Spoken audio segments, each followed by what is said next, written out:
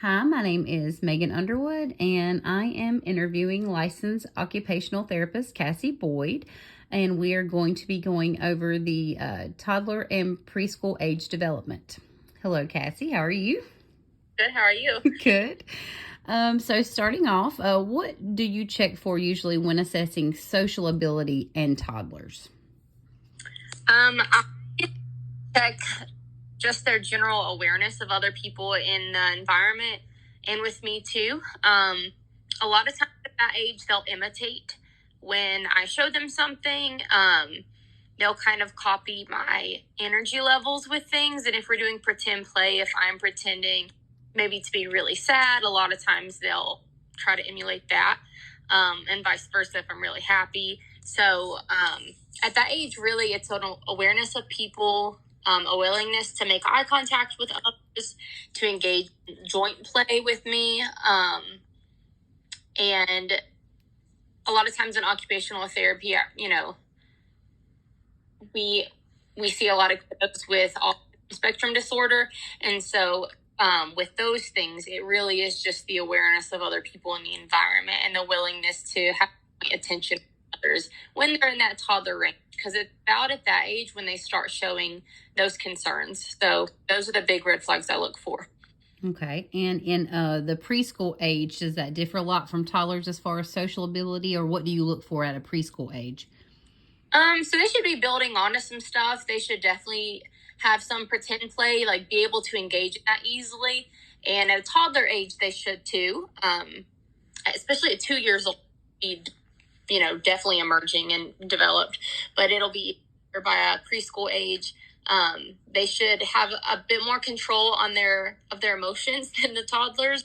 And when things maybe don't go their way, they're still kids, so they're going to be upset and they're learning how to handle those things. But so they're starting to understand more and how they should respond. So I look for their ability to manage their emotions in different social situations, pretend play, eye contact, and also just how they interact with other people too. As much as even it does their tone change, my tone change. So a lot of different aspects, but just by preschool age, things should be more fine-tuned. Okay. What are some of the fine motor skill challenges that you usually see in toddlers? So with toddlers, I see a lot of kids who they aren't grasping things properly, especially there are certain objects where they should be holding a radial digital grasp, and that's when you have, I don't even have anything here. It's when you're holding a small object and there is space between the palm of your hand and the object. So it's not like that palmar grasp, the big gross grasp you see when babies just get something and it's in their whole hand. So that's something that some 2-year-olds don't have that they should have, because as objects move further toward the fingertips, that shows better fine motor control and hand strength. So if something's in the palm of the hand, that's a sign that there's not a lot of hand strength. At 2 years old, they should be able to unbutton buttons. A lot of kiddos have trouble with that. We should be able to isolate one finger for sure, be able to have a pincer grasp, and then the fine pincer grasp too. I see a lot of kids who want to hold things with their thumb and their middle finger, which is not efficient in the long run. So we want to go ahead and change that. Those are the things for toddler ages that I look at and we want to try to change when they're little too. Okay. And with the preschool age, as far as fine motor skills, what do y'all usually look for as far as challenges go? Especially that by that age, kids should be, like, without even thinking, they should be able to hold objects in both hands in a very coordinated manner, and they should do that by toddler age too.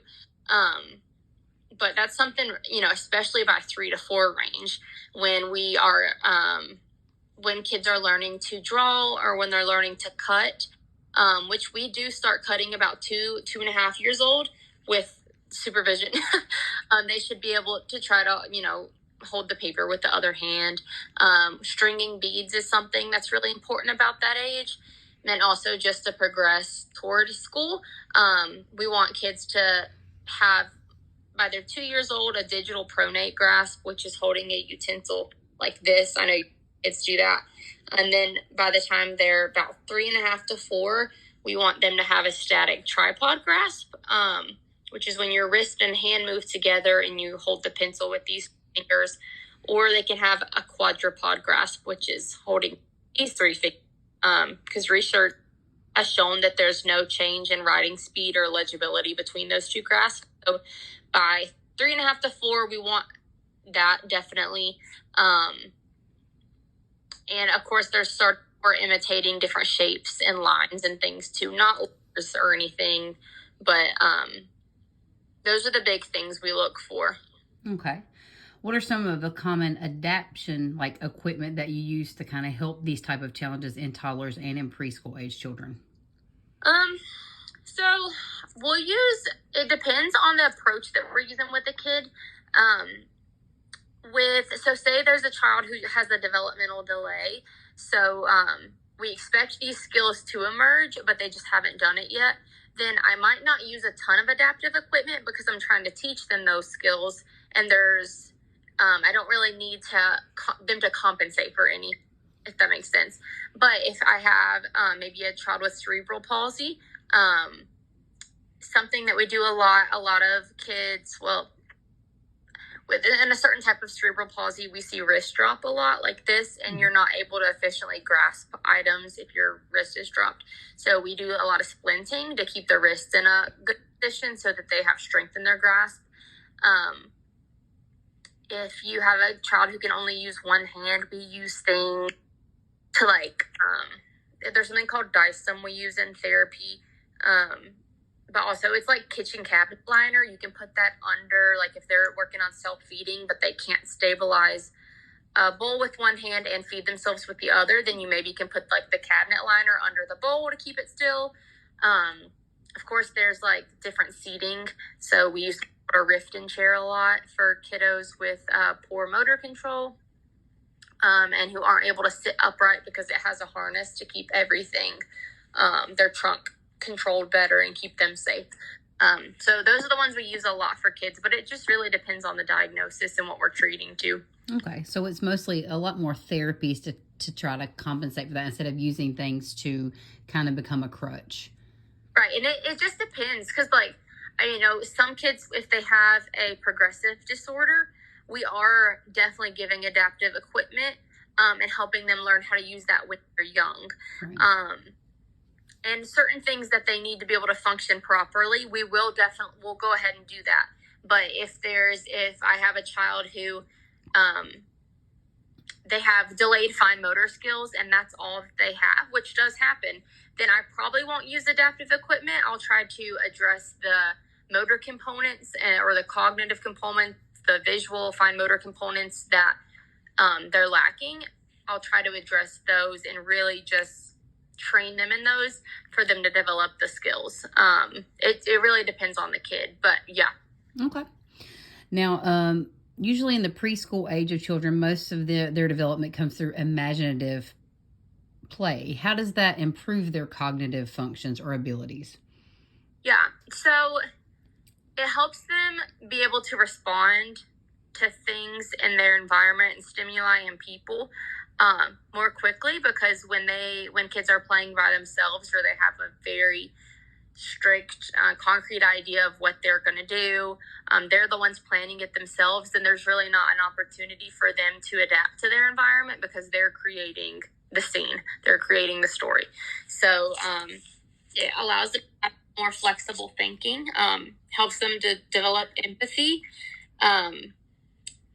It helps them to work on problem solving too. So choosing what role they're going to be, if they're building like a fort with a kid, being able to problem solve, figure out where things need to go. Also sequencing things too.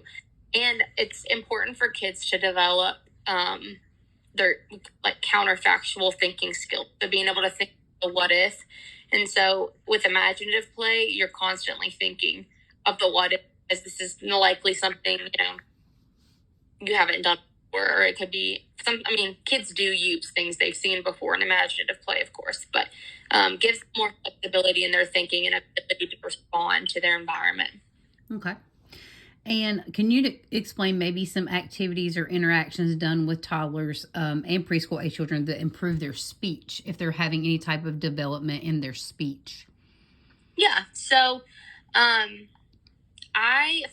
if they're having difficulty with articulating their speech, that's something like a speech therapist is going to work with them on. So I can't speak on behalf of like articulation always, but so like for children with autism, a lot of times we use a lot of repetition and helping like associate movements action or words with action. So like an example, if I have a kid who has emerging speech and say they're practicing saying more, and we also pair a lot with sign language too, so maybe they're saying more and signing out with both their hands. So maybe I have them on the swing, something they like a lot, and then I might stop it and I might look at them and I say, "You want more?" And then I'll say more, and then I'll push them some more. So they associate the word with this act. And you do that with a lot of repetition too. Kids, you know how when kids are very little, a lot of times we enunciate things a lot. We speak in like hi, like they call it motherese. That helps kids to learn language too and learn articulation because it make things so dramatic that it helps them to pick up on it. So just being really expressive and using repetition and play is really important for them too. So yeah. All right, Miss Boyd. Well, I thank you so much for your time and for your knowledge, and I hope you have a great day. Thank you. Bye. Thank you. Bye.